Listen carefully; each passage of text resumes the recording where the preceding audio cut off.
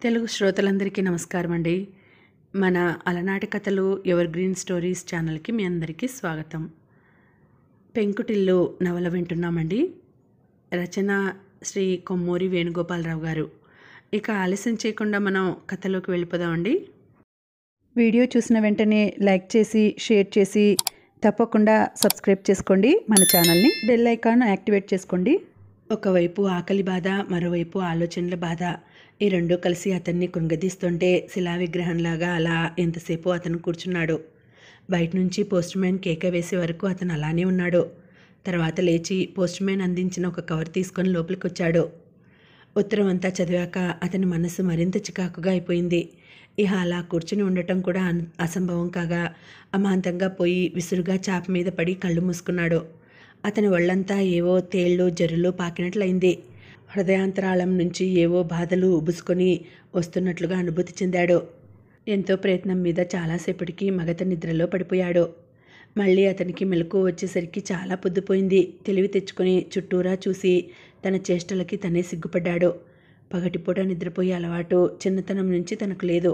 అటువంటిది ఇవాళ గాఢంగానో మగతగానో ఏదో ఒకటి ఇంతసేపు ఎలా నిద్రపోయానా అని అతనికి ఆశ్చర్యంగా ఉంది.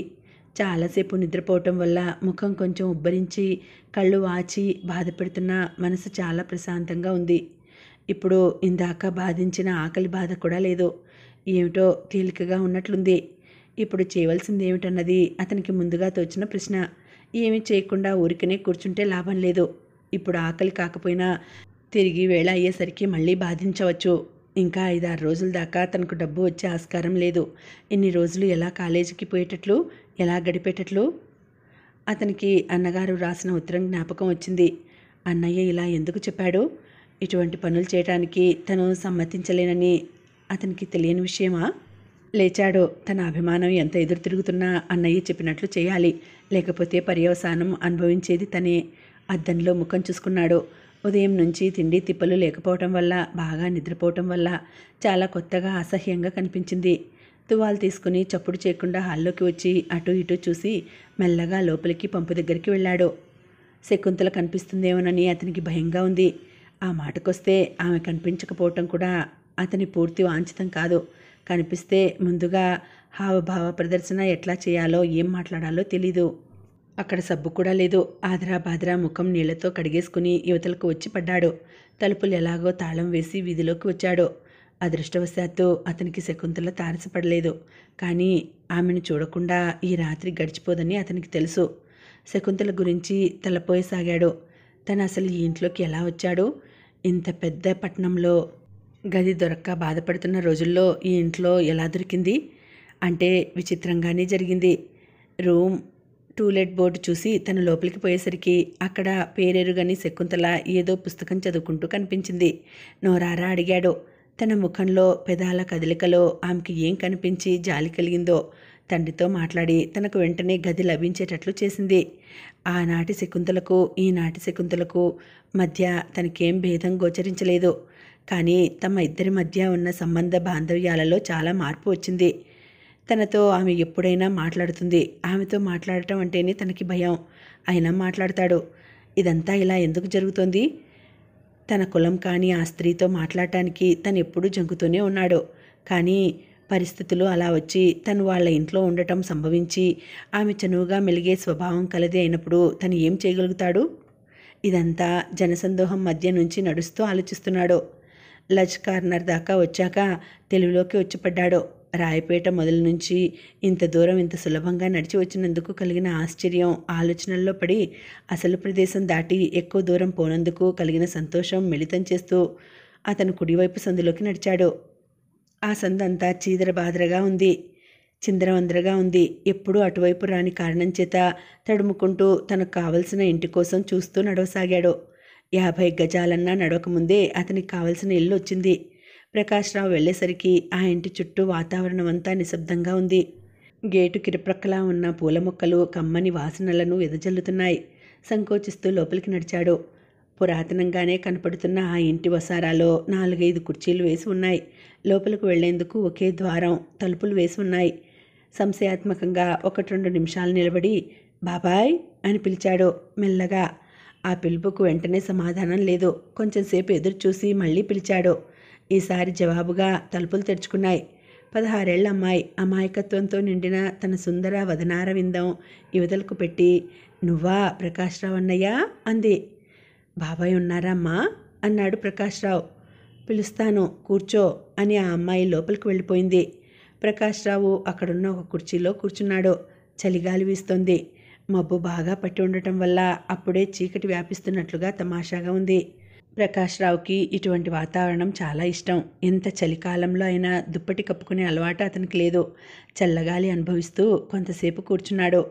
ఇంతలో ఓ నడివయస్సు వ్యక్తి లోపల నుంచి వస్తూ, "ఏం రోయ్ ప్రకాశం, ఏమిటిలా దయచేశావు?" అంటూ ఎదురుగుండా ఇంకో కుర్చీలో కూర్చున్నాడు. "పని ఉండి వచ్చాను బాబాయ్" అన్నాడు ప్రకాశం ముక్తసరిగా. లాంఛనప్రాయంగా మాట్లాడటం అతనికి చేతకాదు, అలవాటు లేదు. జేబులో నుంచి సిగరెట్ పెట్టి తీసి అందులో నుంచి సిగరెట్ తీసి నోట్లో పెట్టుకుంటూ, "నువ్వు కాల్చవుగా" అన్నాడు ఆయన. "అలవాట్లేదు." "అలవాటున్నా తప్పులేదు. మీలాంటి కుర్రాళ్లకున్న మిగతా అలవాట్ల కన్నా ఇదేమంత చెడ్డది కాదు. సరే, మనం అసలు విషయంలోకి వద్దాం. పని ఉండి వచ్చానన్నావు. ఆ మాట నువ్వు వేరే చెప్పాలా నాయనా? పని లేకపోతే ఇక్కడికి వచ్చే తీరిక లేదని నాకు తెలుసు" అని కొంచెం ఆగి, "సరే, అది ఎలాంటి పని?" అని అడిగాడు మెల్లగా సిగరెట్ కాలుస్తూ. ప్రకాశం వెంటనే జవాబు చెప్పలేకపోయాడు. తర్వాత తల వంచుకొని అతి కష్టం మీద నోరు పగిల్చుకొని అన్నాడు, "డబ్బు లేక చాలా ఇబ్బందిగా ఉంది. ఇంటికి రాస్తే." బాబాయ్ వెంటనే అందుకొని, "ఎందుకు ఇబ్బందిగా ఉండదు? కాస్త పచ్చగా ఉన్నవాడిని చూస్తే అందరికీ ఇలాగే ఇబ్బందులు వస్తుంటాయి. నా సహాయం అడగటానికేనా ఇప్పుడు నువ్వు వచ్చింది?" అన్నాడు కటువుగా. ప్రకాశం తెల్లబోతూ "ఊ" అన్నాడు. "ఈ మాట అడిగేందుకు నీకెందుకు సిగ్గు వేయటం లేదురా? నన్నందరూ స్వార్థపరుడి కింద జమకడుతున్నారుగా. నేనేదో మిమ్మల్ని మోసం చేసి ఇక్కడ బావుకుంటున్నానని భావిస్తున్నారుగా. ఒక్క మాట అడుగుతాను. ఇవాళ డబ్బు అవసరం వచ్చింది కాబట్టి ఇలా వచ్చావు. లేకపోతే ఈ ఇంటి మొహం చూసి ఎన్నాళ్ళైంది?" అని ఆయన రెట్టించాడు. ఆయన ప్రతి మాటకు ప్రకాశ్రావు దగ్గర జవాబు ఉంది, చెప్పగలడు, చెప్పాలని భావించాడు కూడా. కానీ అతనికిప్పుడు తీరిగ్గా జవాబు చెప్పే ఓపిక లేదు. అతనిలో సహనం చచ్చిపోయింది. ఒకళ్ళని గురించి మంచి చెడ్డ ఆలోచించుకునేటప్పుడు, అనుకునేటప్పుడు కాస్త ముందు వెనక చూసుకోవాలిరా అబ్బాయి. ఆయన ఇంకా ఏదో చెప్పుకుపోతున్నాడు. కానీ ప్రకాశం వినిపించుకోకుండా లేచి నిలబడి, "వస్తాను బాబాయ్" అని గిరుక్కున వెనక్కి తిరిగాడు. కానీ అంతలోనే, "ఆగు" అన్నాడాయన వెనక నుంచి. ప్రకాశ్రావు వెనక్కి తిరగకుండానే తటస్థంగా నిలబడిపోయాడు. "ఈ 15 రూపాయలు తీసుకువెళ్ళు." ఇహ అతనికి బాబాయ్ గారి ఇంట్లో ఉండవలసిన అవసరం కానీ, అతని మాటలు వినవలసి వచ్చిన అవసరం కానీ లేదు. జవాబు కూడా చెప్పకుండా బయటకు వచ్చేశాడు. ఆ 15 ఆయనకే వదిలిపెట్టి. అతనికిప్పుడు బాబాయ్ మీద కసిగా లేదు. తనను తాను అంతగా నీచపరుచుకున్నందుకు తన మీద తనకే చాలా అసహ్యంగా ఉంది. ఈ విశాలమైన పృథ్వీలో ఎందుకు బ్రతుకుతున్నాడో అతనికి ఆ క్షణంలో అర్థం కాలేదు. అతనికి ఈసారి నడవడం కష్టంగా ఉంది. పట్టు తప్పిపోతున్నట్టుగా ఉండి కాళ్ళు అతని స్వాధీనంలో ఉండకుండా తప్పించుకుంటున్నాయి. ప్రక్కన నడుస్తున్న మనుషుల మాటలు, కార్ల చప్పుళ్ళు కలలో జరుగుతున్నట్లుగా తోచసాగాయి. తను ఏ వైపు పోతున్నది కూడా అతను విస్మరించాడు. ఒళ్ళంతా చల్లగా మంచులా అయిపోసాగింది. అతను ఎంతసేపటికో ఎలాగో గదికి చేరుకునేసరికి నలువైపులా చీకట్లు కమ్ముతున్నాయి. హాల్లో లైటు వెలుగుతోంది. గది దగ్గరకు పోతుంటే అతని మనోపథంలో వరుసగా తల్లి, తండ్రి, ప్రహసిస్తున్న బాబాయ్, నవ్వుతున్న శకుంతల వరుసగా గోచరించారు. ద్వారం దగ్గర నిల్చుని గది తాళం తీయాలని ప్రయత్నిస్తున్నాడు. కానీ చేతులు వణుకుతున్నాయి. తాళం చెవి ఎక్కడ ఉంచుకున్నాడో కూడా గ్రాహ్యం కావటం లేదు. కళ్ళు చీకట్లు కమ్ముతున్నాయి. హృదయం అట్టడుగు నుంచి బాధ వివిధ విధాలుగా తెరలు తెరలుగా చుట్టుకుంటోంది. చివరిసారిగా తన శక్తినంతా ఉపయోగించి తాళం తీయాలని ప్రయత్నించాడు. కానీ పూర్తిగా విఫలుడు కావాల్సి వచ్చింది. కళ్ళు బాగా తిరుగుతున్నాయి. క్రిందికి ఒరిగిపోసాగాడు. తలుపులు పట్టుకుని నిలదొక్కుందామని ప్రయత్నించాడు. కానీ సాధ్యం కాలేదు. గబాలన క్రింద పడిపోయాడు. కానీ ఆ సమయంలో అతనికి దెబ్బ తగలకుండా ఎవరో ఆదుకున్నారు. అతని తల ఒక స్త్రీ ఒడిలో ఉంది. మీదకు వంగి అతని ముఖంలోకి ఆతృతగా చూస్తోంది. అతి కష్టం మీద కళ్ళు తెరిచిన ప్రకాశ్రావు ఆమె ఎవరో గుర్తించాడు. మరుక్షణంలో అతని కళ్ళు మళ్ళీ బరువుగా మూతలు పడి పూర్తిగా బాహ్య స్మృతి కోల్పోయాడు. కార్తీక మాసంలో ఒకరోజు తెల్లవారుజామున ముసలమ్మగారు కృష్ణ స్నానానికి పోతూ "నువ్వు కూడా రాకూడదటే" అని అడిగింది. అప్పుడే ఆవలిస్తున్న ఛాయను చూసి. దుప్పటి పూర్తిగా మీదకు లాక్కుంటూ ఆ పిల్ల, "నాకు చలేస్తోంది బామ్మ" అంది. "అయ్యో విడ్డూరమా, చలేమిటి చలి? నాకు లేని చలి నీకెక్కడి నుంచి వచ్చిందట?" నోరు నొక్కుని, "సరే, నేను చెప్పేదాన్ని నువ్వు వినేదానివా?" ఆ రోజులు ఎప్పుడో పోయాయి అని అక్కడి నుంచి వెళ్ళిపోయింది ఆవిడ. శారదాంబ పడుకొని ఈ మాటలన్నీ వింటూనే ఉంది. అత్తగారు వెళ్ళిపోయారు. చిన్న కూతుర్ని గట్టిగా ఒక్కసారి కవలించుకుని ముద్దు పెట్టుకుని లేచి వంటింట్లోకి వెళ్ళింది. 10 నిమిషాల్లో ముఖం కడుక్కొని వచ్చి కుంపటి రాజేసింది. ఇంకా పాలు రాలేదు, కాఫీ కాయాలి. తర్వాత భోజనాది కార్యక్రమం. మళ్ళీ మధ్యాహ్నం కాఫీ. ఏది ఉన్నా లేకపోయినా ఈ ఇంట్లో అన్నీ సక్రమంగా జరిగిపోవాల్సిందే. కుంపటి మీద నీళ్లు పెట్టి పాల మనిషి వస్తుందేమో చూద్దామని బయట గుమ్మం దగ్గరకు వచ్చింది. పిన్న పెద్ద చాలామంది బార్లు తీర్చి కృష్ణ స్నానానికి పోతున్నారు. ముచ్చటగా ఉన్న ఆ దృశ్యాన్ని చూస్తూ కొంచెం సేపు నిల్చుంది. తర్వాత ఏదో గుర్తుకురాగా గబగబా లోపలికి పోయి నీళ్లు తీసుకుని వచ్చి గేటు ముందు చిమ్మి చిన్న ముగ్గు వేసింది. తను వేసిన ముగ్గు వంక తనివి తీరా చూసుకుంటుండగా వెనక నుంచి పాల మనిషి వచ్చి అమ్మగారు అని పిలిచింది. శారద ఉలిక్కిపడి వచ్చావుటే అంది. పాలు పోయించుకున్నాక కుంపటి ముందు విసురుతూ కూర్చుని ఆలోచించసాగింది. రోజు ఇలాగే గడుస్తుంది. తెల్లవారుజామునే లేస్తుంది. అందరికీ కాఫీలు ఇవ్వటం, దాంతోనే 8 ఊరుకుంటుంది. తర్వాత మడిగట్టుకుని వంట పనికి పూనుకోవాలి. అందరి భోజనాలు అయ్యేసరికి 12 దాటుతుంది. అప్పుడు ఓ గంట సేపు నడుం వాలుస్తుంది. ఏమైనా బుద్ధి పుడితే ఎవరితోనైనా మాట్లాడడానికి పోయినా అప్పుడే మధ్యాహ్నం 3 అయ్యేసరికి కాఫీలు, తర్వాత మామూలే. ఇలానే ఈ సంసారంలో ఇన్ని రోజులు గడిచాయి. సాధారణంగా జరిగిపోయిన రోజుల్ని గురించి ఆమె ఆలోచించుకోదు. ఆలోచించుకుంటే ఆమె నయనాలు నీళ్లతో నిండిపోతాయి. తన జీవితంలో ఏం చూసింది, ఏం చేసింది? తను చేసినంతవరకు ఆమెకొక్కటే కనిపించింది. కొంతమంది జీవుల్ని ఈ భూమి మీదకు తెచ్చి వదిలిపెట్టింది. వాళ్ళల్లో కొంతమంది బ్రతికారు, కొంతమంది పోయారు. బ్రతికిన వాళ్ళు ఏం అనుభవిస్తున్నారు? ఇది ఆమెను రోజు కలవరపెట్టే విషయం. తమ కడుపున పుట్టిన వాళ్ళకి తాము ఏం సహాయం చేయగలిగారు? వాళ్ళ కోరికలు ఏం తీర్చగలిగారు? తాము సొంతంగా ఎవరిని ప్రయోజకులుగా చేయగలిగారు? అష్టకష్టాలు పడి ఇంతవరకు ఒక కుమార్తె వివాహం చేయగలిగారు. అది ఏదో మాదిరిగా కాకినాడలో జీవిస్తోంది. దాని మానాన్నది బతుకుతోంది. ఇహ పెద్ద కొడుకు నారాయణ విషయం. వాడికిప్పుడు 25 ఏళ్ళు వచ్చాయి. ఇంకా పెళ్లి చేయలేదు. వాడిదంతా అదో వింత తత్వం. బాధల్ని బాధగా పరిగణించడు. అపాయాలని ఎదుర్కొనే నిమిత్తం ఉపాయాలని వెతుక్కోడు. కానీ అప్పుడప్పుడు తను అనుకుంటుంది, సరిగ్గా బ్రతకాలంటే ఇటువంటి వింత తత్వపు మనుషులే అవసరమేమో. లేకపోతే ఆయన గారి అద్భుత ప్రవర్తనకి ఈ ఇంట్లో ఎటువంటి పేచీలు జరిగేవో. ఆ విషయం అలా ఉంచి రెండోవాడు ప్రకాశం విషయం గుర్తుకొచ్చేసరికి ఆమె మనసంతా అల్లకల్లోలం అయ్యి కడుపులో ఏదో దేవినట్లు అయిపోతుంది. స్వయంగా మద్రాసు నగరాన్ని చూడకపోయినా అక్కడ జీవితం ఎంత ఖరీదైందో అప్పుడప్పుడు ఎవరెవరో చెప్పుకునే మాటలు విని ఉంది. తాము పంపించే డబ్బు అక్కడో మనిషికి ఎంత తగ్గించుకున్నా అయ్యే ఖర్చులో పోల్చి చూస్తే ఎన్నో వంతు. మరి అక్కడ ప్రకాశం ఏ విధంగా గడుపుతున్నాడో. ఎంతో అవసరమైతే గాని డబ్బు పంపమని రాయడు. మొన్న రాశాడు, ఎంత ఇబ్బంది పడి ఉంటాడు. ఏదీ రాకపోయేసరికి ఎంత చిన్నబుచ్చుకుంటాడు. అక్కడ వాడికి వేళకి సరైన తిండి ఉంటుందని ఎలా నమ్మకం? ఎంత ఆపుకుందామన్నా ఆమె కళ్ళ నుంచి నీళ్లు ఎడతెగకుండా ప్రవహించాయి. ఎందుకమ్మా ఏడుస్తున్నావు? అప్పుడే నిద్ర లేచి లోపలికి వచ్చిన రాధ తల్లి ఏడుస్తుండడం చూసి ఆశ్చర్యంతో ప్రశ్నించింది. శారదాంబ ఉలిక్కిపడి చీర కొంగుతో నీళ్లు తుడుచుకుని ఏడవటం కాదమ్మా, పొగ కళ్ళల్లోకి పోయేసరికి అంది. కానీ రాధ అటువంటి జవాబులు నమ్మి ఊరుకునే స్వభావం గల పిల్ల కాదు. వెంటనే ఎందుకమ్మా పొద్దున్నే అబద్ధాలాడతావు అంది. కుమార్తె అన్న మాటకు శారదాంబ కొంచెం కోపం తెచ్చుకున్నట్లు నటించి, చాలే, ఈ మధ్య మాటకు మాట జవాబు చెప్పడం బాగా అలవాటు చేసుకున్నావు అంది. తల్లి మాటలకు కొద్దిగా బాధపడినా మళ్ళీ ఏదో గుర్తుకు వచ్చినట్లు నవ్వుకుంటూ దొడ్లోకి వెళ్ళిపోయింది రాధ. కూతురు నవ్వుకోవటం చూసిన శారదాంబకు మరీ చిన్నతనంగా ఉంది. కానీ రాధను చూసి అప్పుడు కోపం రాలేదు, జాలి కలిగింది. దాని జీవితం ఎట్లా ఉంటుందో అని ఆమె నిరంతరం తలపోస్తూనే ఉంటుంది. ఇంతవరకు రాధకు పెళ్లి కాలేదు.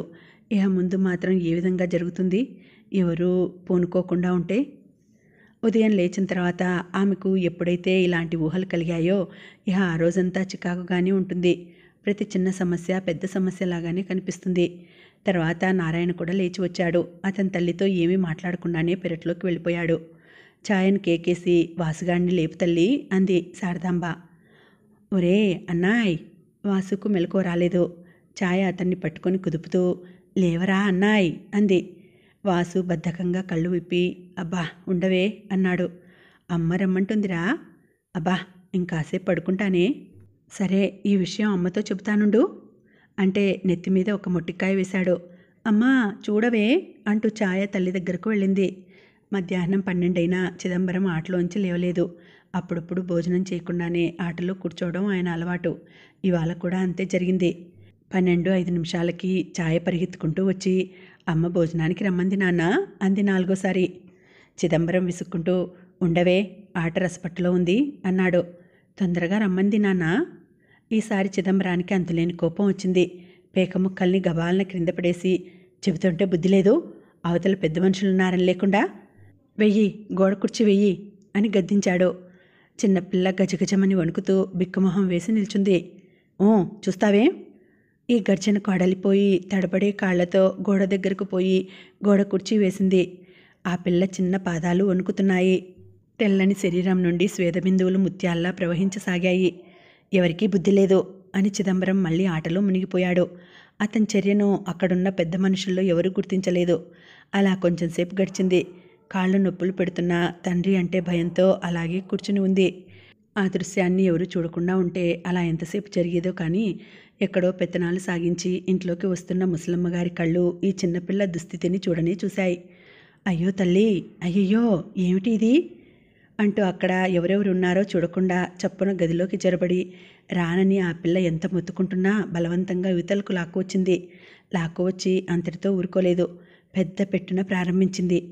ఏళ్ళు రాగానే సరా, జ్ఞానం అనేది ఒకటి ఉండాలి. ఇంతకీ అదేం తప్పు చేసిందని అంత శిక్ష? చిన్నపిల్ల ఎలా వణికిపోతోందో అయినా చూడక్కర్లేదు. అసలు ఇవాళ దీనికి ఎంత గండం తప్పింది అంటూ కృష్ణకి రానన్నదని చివాట్లు వేశాను. కానీ రాకపోవటం ఎంత మంచి పని అయింది. దీని ఏడు పిల్ల నా పక్కనే స్నానం చేస్తూ చూస్తుండగానే బుడుంగుమని మునిగిపోయింది కదా. మళ్ళీ లేచిందా?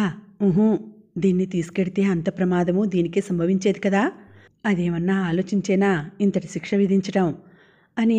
నా చిట్టి తల్లి, ఎంత పిచ్చిదానివే అంటూ ఆ పిల్లను అక్కున చేర్చుకుంది. ఇదంతా విని అన్యమనస్కంగా చిదంబరం కొంతసేపట్లో వస్తానని అప్పటిదాకా ఊరికే కూర్చోబెడుతున్నందుకు పెద్ద మనుషులకు క్షమాపణ చెప్పుకుని లోపలికొచ్చాడు. అయితే మరి పెద్దవాళ్ల మాటకి ఎదురు చెప్పమని ఎక్కడ ఉంది? అతని తల్లిని సూటిగా ప్రశ్నించాడు. నిజానికి జరిగిందేమిటో ముసలమ్మగారికి కూడా తెలీదు. అయినా ఆవిడ తొనకుండా పెద్దరికం, పెద్ద కబుర్లు చెప్పటం మటుకు వచ్చు. ఏ విషయంలో నీ పెద్దరికం నిలబెట్టుకుంటున్నావు నాయనా అని అడిగింది. తల్లి ఇలా అనేసరికి చిదంబరం మారు సమాధానం చెప్పకుండా లోపలికి పోయి చేతులు కాళ్ళు కడుక్కు వచ్చి బుద్ధిమంతుడిలా పీట మీద కూర్చున్నాడు. శారదాంబ మాట్లాడకుండా వడ్డించింది. చిదంబరం కొంచెంసేపు అయ్యాక నిశ్శబ్దాన్ని భంగం చేస్తూ, నాకిటువంటి విషయాలే నచ్చవనుకుంటాను. నేను భోజనానికి రాక కొంచెం ఆలస్యం చేస్తే ఇంతమంది కంగారు పడి నానా రగడా చేయటం ఎందుకో? ఆకలైతే బాధపడేది నేనేగా అన్నాడు. ఆయన వయసులో ఉన్న ఏ వ్యక్తి కూడా ఆలోచిస్తే ఇంత తెలివి తక్కువగా మాట్లాడి ఉండడు. చిదంబరం ఏ కొంచెం ఆలోచించినా అవతల వాళ్ల మనసుకు ఈ మాట ఎలా నాటుకుంటుందో గ్రహించి ఉండేవాడు. మబ్బులు పట్టిన ఆకాశంలో ఉన్న ముఖంలోకి కళాకాంతులు తెచ్చుకునేందుకు ప్రయత్నిస్తూ, వేళ ప్రకారం భోజనం చేయాలని డాక్టర్ గారు చెప్పారు కదా అంది శారదాంబ. చిదంబరం విసుగ్గా, ఆ డాక్టర్కి మనం ఫీజు ఇస్తే కదా నిజం చెప్పడానికి. పందెం వేస్తాను. ఈవేళ ఒక 10 రూపాయల ఫీజు ఇచ్చి మళ్ళీ పరీక్ష చేయమంటాను. అప్పుడేమంటాడో తెలుసా? అసలు భోజనం చేయవద్దంటాడు. నా మాట అబద్ధం అయితే చూసుకో అంటూ తన చిన్న కళ్ళను పైకి ఎత్తి భార్య ముఖంలోకి చూశాడు. దీనికి భార్య సమాధానంగా, అలా అయితే మీ ఇష్టం, మీకు తోచినట్టే చేయండి అంది. చిదంబరం కొంచెం బెదిరి, అంటే నేను నాకు తోచినట్లే చేస్తానన్నా నీ ఉద్దేశం? కాకపోతే ఇవాళ ఆట మరీ పసందుగా ఉండటం వల్ల ఆలస్యమైంది అన్నాడు. మీకు పేకాట ఏ రోజు పసందుగా లేదో కాస్త చెప్పండి అందామనుకుంది శారదాంబ. కానీ వెంటనే ఆ సమయంలో ఈ మాట అనటం చాలా అనుచితంగా భావించి ఊరుకుంది. తర్వాత ఎటువంటి సంభాషణ జరగలేదు. తల్లి కొనుక్కోవటం చిదంబరానికి చాలాసేపటి వరకు వినిపిస్తూనే ఉంది. చేయి కడుక్కొని ఎవరితోనూ మాట్లాడకుండానే మళ్ళీ పేక గదిలోకి వెళ్ళిపోయాడు. తర్వాత శారదాంబ భోజనానికి కూర్చుంది. కానీ ఏమీ తినలేకపోయింది. ఆమెకు ఏమీ సహించదు. 4 మెతుకులు కొరికి వంటిల్లు శుభ్రం చేశాక యువతలి గదిలో చాప వేసుకుని పడుకుంది. రాత్రి దాకా శారదాంబకు చాలా మామూలుగా గడిచింది. కానీ ఆ రాత్రి భర్తను ఒక్క విషయం అడగకుండా ఉండలేకపోయింది. అతని పాదాల దగ్గర కూర్చుని పాదాలు ఒత్తుతూ, మీరు బొత్తిగా ఆ విషయం మర్చిపోయారు అంది. ఆయన ఆశ్చర్యంగా, ఏ విషయం అని అడిగాడు. పెళ్లి విషయం. పెళ్లి విషయం ఏమిటి? భర్త ఇలా తెలియనట్లు మాట్లాడేసరికి ఆమె కొంచెం గాయపడి, రాధకు పెళ్లి సంబంధాలు చూస్తానని కొన్ని రోజుల క్రితం మీరు చెప్పారు అంది. ఆయన ఆశ్చర్యంగా కళ్ళు పెద్దవి చేసి, ఏమిటి? నేనెప్పుడూ అటువంటి మాటలు చెప్పి ఉండలేదు అన్నాడు. కాదు అని ఆమె ఇంకా ఏదో అనబోయేసరికి, అయితే నీ ఉద్దేశం నేను అబద్ధం ఆడుతున్నాననేగా? ఇంత పెద్ద వయసులో అబద్ధం ఆడవలసిన అవసరం నాకే ఉంది? నువ్వే పొరబడి ఉంటావు అని కొంచెం ఆగి, నీవేది కాకపోతే ఆడపిల్లలకు సంబంధాలు అవంతటవే రావాలి గాని మనం ప్రయత్నాలు చేస్తే ఫలిస్తాయా అన్నాడు. ఆ రాత్రి శారదాంబ పడుకోబోతూ, ఇవాళ ఏం రోజు? నా జీవితంలో ఇటువంటి ప్రత్యేకత లేని రోజులు ఎన్ని వేలు గడిచాయి, ఇక ముందు ఎన్ని గడవాలో అనుకొని నిట్టూర్పు విడిచింది. ఏ రోజైతే శారదాంబకు స్వాభావికంగా గడిచిపోయిందో, ఏ రోజైతే ఏమీ ప్రత్యేకత లేకుండా ఆమెకు గడిచిపోయిందో, అదే రోజు రాధకు చాలా విచిత్రమైనదిగా పరిణమించింది. ఉదయం ఇంచుమించు తల్లితో బాటు లేచింది. తల్లి ఏడుస్తుంటే చూసింది. ఒక మాట కూడా విసిరింది. చివాట్లు కూడా తింది. భోజనం అయిపోయాక ఆమెకి ఇంట్లో ఉండబుద్ధి కాలేదు. కాస్త కాలక్షేపం అవసరం అనిపించింది. చాలామంది స్త్రీలలాగా తోచినా తోచకపోయినా ఇంట్లోనే కూర్చుని ఉండే స్వభావం ఆమెది కాదు. ఎవరింటికి పోదామా అని ఓ క్షణం సేపు ఆలోచించి, తనకున్న స్నేహితురాళ్లలో ఎక్కువగా చనువుగా ఉండేది ప్రమీల ఒక్కతే. ఆమె ఇంటికే పోదామని బయలుదేరింది. ఇవాళ కూడా మెట్లెక్కి 2 అడుగులు లోపలికి వేసి 3వ అడుగు వేయబోతూ విద్యుత్ శక్తి తగిలినట్లుగా ఆగిపోయింది. ప్రమీలతో ఇన్నాళ్ల నుంచి స్నేహం చేస్తున్న ఈ స్థితిలో ఆమెను ఎప్పుడూ చూడలేదు. భర్త విశాలమైన కౌగిలిలో ఒదిగిపోతూ అతని కళ్ళల్లోకి అమాయకంగా చూస్తూ నవ్వుతోంది. రాధకు శరీరం అంతా సిగ్గుతెరలు క్రమ్మినాయి. ముఖం అంతా ఎర్రబడిపోయింది. ఒక్క క్షణం పాటు ఏమీ చేయటానికి కూడా ఆమెకు పాలుపోలేదు. ఒక్కసారిగా ఆమె ఎంత ముగ్ధురాలైపోయిందో, అంతే బాధతో కుమిలిపోయింది కూడా.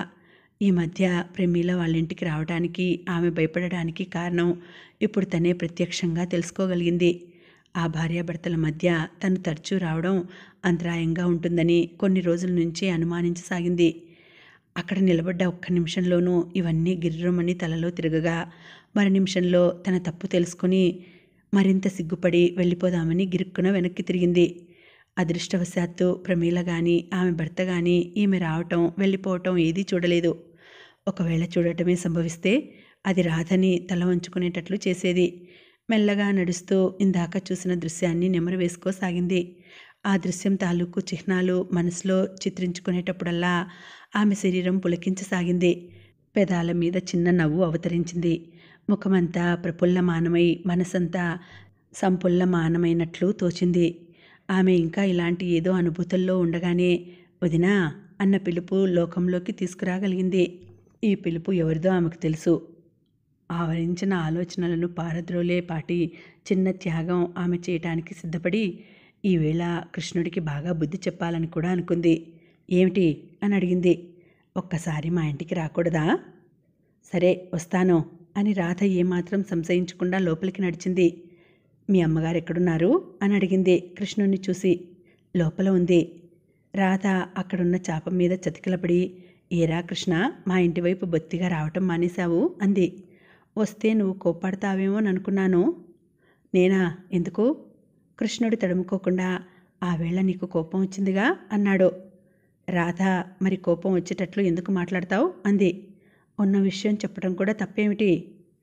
ఒరేయ్, ఒకటి అడుగుతాను, నిజం చెప్తావా అని ప్రశ్నించింది రాధ ఉత్కంఠతతో. కృష్ణుడు గంభీరంగా ముఖం పెట్టి, అలాగే చెప్తాను అన్నాడు. రాధ అటు ఇటు చూసి ఎవరూ లేరని నిర్ధారణ చేసుకుని, నన్ను వదినా అని పిలవమని నీకెవరు చెప్పారు అని అడిగింది మంత్రంగా. అన్నయ్య. జవాబు సూటిగా వచ్చింది. రాధ ఒక్కసారిగా నిలువునా వణికింది. ఈ జవాబు ఆమె శరీరంలోని ప్రతి అణువును స్పృశించి బాధించింది. అన్నయ్య కోపంతో కంపించిపోతూ అంది తిరిగి. మా అన్నయ్య చాలా మంచివాడు వదినా అన్నాడు ఆమె వంక చూడకుండా కృష్ణుడు. మా అన్నయ్య ఎంత తెలివిగలవాడో తెలుసా? నన్ను మా అమ్మ విసుక్కుంటుంది, నాన్న విసుక్కుంటాడు, కానీ అన్నయ్య విసుక్కోడు. నన్ను దగ్గరకు తీసుకొని ఎటువంటి కబుర్లు చెబుతాడనుకున్నావు? మా అన్నయ్య ఎలా పాడతాడో తెలుసా? బుల్బుల్ వాయిస్తూ మా అన్నయ్య పాడుతుంటే. నోర్మోయ్. తన దూరంలో చెప్పుకుపోతున్న కృష్ణుడు తుళ్ళిపడి ఆగాడు. ఎర్రబారిన ఆమె నేత్రాలు, కంపిస్తున్న అధరాలు చూసేసరికి అమాయకమైన వాడి ముఖం ఆశ్చర్యంగా భయంగా మారింది. అదేమిటి వదినా అన్నాడు మెల్లగా. రాధ కూడా తీసుకుంటూ, ఏమిటిదంతా? ఇవన్నీ నాతో చెప్పమని ఎవరు బోధించారు? నన్ను అవమానపరుద్దామని మీ అందరి ఉద్దేశమా అని త్వరగా అనేసింది. వాడు చెప్పిన దాంట్లో తప్పేమిటి? ఈ కంఠస్వరం విని రాధ చిక్కితురాలై నిలబడింది. పరాయి మగవాళ్లతో మాట్లాడటం ఆమెకు అలవాట్లేదు. ఆమె గుండె వేగంగా కొట్టుకోసాగింది. మీకు అంత కోపం ఎందుకు వచ్చిందో తెలుసుకోవచ్చునా? ఈ మాటలు మాట్లాడిన మనిషి తాలూకు 2 కళ్ళు తనని గుచ్చి గుచ్చి చూస్తున్నాయని రాధ గ్రహించింది. అవమానంతో, బాధతో, సిగ్గుతో ఆమె మనస్సు తల్లడిల్లిపోతోంది. వెంటనే అక్కడి నుంచి వెళ్ళిపోవాలని మొదట అనుకుంది. కానీ ఆ పని కూడా కష్టంగానే పరిణమించింది. మాట్లాడరా? ఏమిటి మనిషికి ఇంత చొరవ? తను అతనికి సూటిగా జవాబు చెప్పలేదా? అరుణకాంతితో రాగరంజితమైన రాధ ముఖం ఆ క్షణంలో చాలా మనోహరంగా ఉంది. ఆమెలోని ఆత్మాభిమానం చెలరేగగా పడగవిప్పిన నాగులా తలెత్తి అతని వంక చూసింది. కానీ ఆమె చూపులు అతని చూపులతో కలుసుకునేసరికి జవాబు చెప్పటం అనుకున్నంత సులభం కాదని గ్రహించింది. చివరికి ఆమె అనగలిగింది ఇదే. ఆడవాళ్ళని ఇలా అవమానించటం భావ్యమా? ప్రక్కగది ద్వారంలో 2 చేతులతో పైనున్న ద్వారబంధాన్ని పట్టుకొని నిల్చున్న ఆనందరావు ఈసారి ఆశ్చర్యంగా, మిమ్మల్ని నేను అవమానించినట్లు ఎందుకు భావించారు అన్నాడు. కాక మరి ఇదేమిటి? అతనేమి చెప్పకముందే రాధ తెగించి మళ్ళీ అందుకుని, లేకపోతే ఒక ఉద్దేశాన్ని దృష్టిలో పెట్టుకుని అమాయకుడైన కుర్రాడి చేత అలా అనిపించటం ఏం మర్యాదైన విషయం? ఇంటికి ఒకరి కోసం వచ్చిన స్త్రీతో మరొకరు చొరవ తీసుకుని మాట్లాడటం ఏం గౌరవమైన పని అని ఈసారి శాంతం నిలదీసి అడిగింది. అయితే కృష్ణుడు అందరూ అనుకునేంతటి అమాయకుడు కాడు. ఈ సన్నివేశంలో వాడు ఉండకుండా ఎప్పుడో తప్పుకున్నాడు. అతను బెదిరిపోకుండా అనుషంగికంగా చూస్తున్న వాడి మాదిరి ఆమె వంక చూస్తూ, నిర్మలమైన మనసుతో ఇలా ప్రవర్తించానని ఎందుకనుకోరు అన్నాడు. ప్రశ్న రూపంలో ఉన్న ఈ జవాబు చాలా హాస్యాస్పదంగా కనపడింది రాధకు. బహుశా అతని మనస్సు స్థిరంగా ఉండి మాట్లాడటం లేదని ఆమె అనుకుంది. ఆమెకింకా జవాబు చెప్పాలనే ఉంది. కానీ ఏమైనా అక్కడ నిలబడి సవ్యంగానో అపసవ్యంగానో అతనితో మాట్లాడుతూ ఉండటం చాలా అసహ్యంగా తోచింది. ఇలా ఇంకెప్పుడు చేయకండి అని చివరిసారిగా ఒక మాట దులిపేసి బయటకు వచ్చిపడి ఇంటివైపు నడవసాగింది. ఆమెకు ఇదంతా ఒక కలలోలా తోచసాగింది. ఇన్నాళ్ళు రోడ్డు మీద నడుస్తున్నా, ఎక్కడికన్నా పోతున్నా తన వంక ఎవరైనా చూస్తున్నారో, ఏం చేస్తున్నారో ఇవన్నీ పట్టించుకునేది కాదు. తనలో ఏమైనా ఆకర్షణ ఉందో లేదో కూడా ఆమెకు తెలీదు. కానీ ఇప్పుడు అంత కంగారులోనూ కూడా తన వంక ఎంతోమంది గుచ్చి చూస్తున్నట్లుగా, మాసి ఉన్న తన దుస్తుల్ని గురించి ప్రహసిస్తున్నట్లు బాధపడసాగింది. ఇంటికెలాగో వచ్చిపడింది. తల్లి లోపల గదిలో చాప పరుచుకొని నిద్రపోతోంది. వాసు బడికి పోయినట్లున్నాడు. పెద్దన్నయ్య ఆఫీస్కి పోయాడు. తండ్రి ఆయన ఆట గొడవలో ఆయన ఉన్నాడు. ఒక గదిలో నాయనమ్మ ఛాయని కావలించుకొని నిద్రపోతోంది. తను ఏకాంతంగా ఉండేందుకు అనువుగా ఒక గది వెతుక్కుంది. అక్కడ ఒక మూలకు పోయి నేల మీద వాలిపోయి వెక్కి వెక్కి ఏడవసాగింది. ఎందుకు ఏడుస్తోందో అర్థం చేసుకోలేకపోయినా అలా చాలాసేపటిదాకా ఏడుస్తూ పడుకుంది. కళ్ళన్నీ మంటలు పెట్టసాగినాయి. కొంతసేపు గడిచేసరికి దుఃఖించేందుకు కూడా ఓపిక లేక అలసిపోయి పడుకుంది. తిరిగి ఆమెకు మెలకువ వచ్చేసరికి వాతావరణంలో చాలా మార్పు వచ్చింది. సాధారణంగా పగటి నిద్ర ఆమెకు అలవాట్లేదు. అందుచేత మెలకువ రాగానే కొంచెం తడబడి మళ్ళీ స్పృహ తెచ్చుకొని లేచి నిల్చుంది. ఆమె నిల్చున్న దగ్గర ఒక కిటికీ ఉంది. అందులో నుంచి బయటకు చూసింది. ఎండ బాగా తగ్గిపోయింది. బహుశా 5 దాటి ఉండొచ్చు. ఎక్కువ రద్దీ లేని ఆ రోడ్డు మీద కూడా ఈవేళ ఎంచేతో జనం సందడిగా తిరుగుతున్నారు. ఇంకా కొంచెం దృష్టి సారించి చూస్తే మెయిన్ రోడ్ కూడా కనిపిస్తుంది. రాధ అటు చూసింది. కారు యాక్సిడెంట్ ఏదో అయినట్లుంది. జనం గుమిగూడు ఉన్నారు. ఎవరో అభాగ్యుడు అనుకుంది. ఒకసారి బద్ధకంగా ఆవులించి రాధ యువతలకు వచ్చింది. ఎదురుగా అద్దం కనిపించింది. ఎందుకో ఒకసారి అద్దంలో ముఖం చూసుకోబుద్దయింది ఆమెకు. బాగా ఏడ్చినందువల్ల, ఎక్కువగా నిద్రపోయినందువల్ల కళ్ళు బాగా ఎరిపెక్కి ఉన్నాయి. చెంపల మీద కన్నీటి దారలు అస్పష్టంగా కనిపిస్తున్నాయి.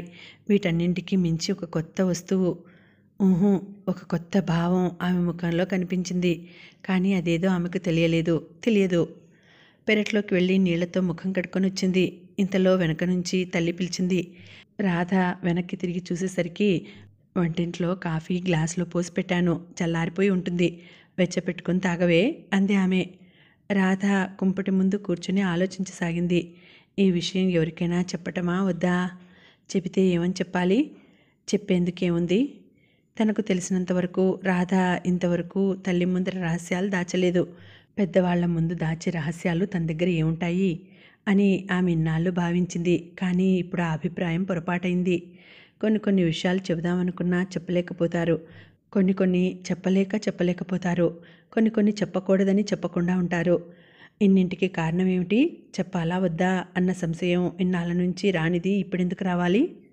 రాధ ఈ ప్రశ్నకు సమాధానం కోసం యోచించలేదు. యోచించినా ఇన్నిటికీ కారణం వయస్సు అనే జవాబు తోచి ఉండదు. అలా తోచి ఉండకపోవడానికి కూడా కారణం ఉంది. రహస్యాలు దాచుకునే వయస్సు వచ్చినా తనకు ఆ రహస్యాలు దాచుకునే వయస్సు వచ్చిందనే సత్యాన్ని గుర్తించే ఈడింకా ఆమెకు రాలేదు. కాఫీ తాగాక సావిట్లోకి వచ్చి అరుగు మీద నిల్చొని చూడసాగింది. అంతలో నారాయణ ప్రయాస మీద ఎప్పటిదో ఆ సైకిల్ను బయట నుంచి లాక్కు వస్తూ గోచరించాడు. ఇంకా ఉందండి, కథ కొనసాగుతుంది. మళ్ళీ వచ్చే వీడియోలో తర్వాతి భాగం వినేద్దామండి. అంతవరకు సెలవు. నమస్తే.